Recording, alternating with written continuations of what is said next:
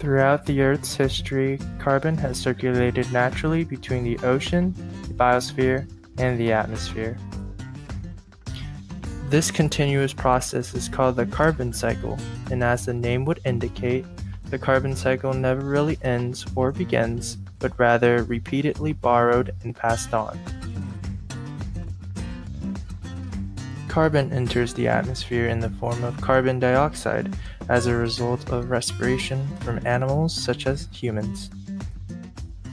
Carbon dioxide is also released into the atmosphere as the result of natural combustion, primarily forest fires and volcanic eruptions.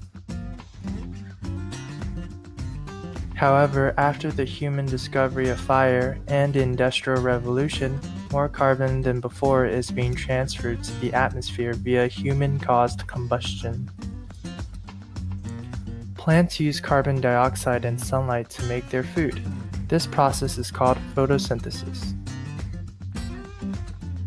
This role is vitally important to the balance and harmony of the planet because they keep a lot of the carbon in the ground rather than the air, while also replacing the gas with oxygen, which is important to many animals.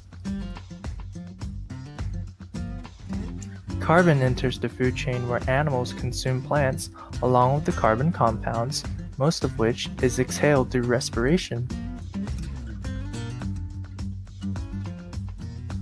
When plants and animals die, they are decomposed, and the carbon from their bodies are released back into the atmosphere as carbon dioxide. Sometimes the decomposition process can be prevented from completing properly, and so the dead plants and animals are buried, compressed, and eventually become fossil fuel. Atmospheric carbon is one of the important greenhouse gases that help regulate the Earth's temperature by filtering solar radiation. However, due to human carbon emissions over-strengthening the greenhouse gas effect, global warming has become a growing concern.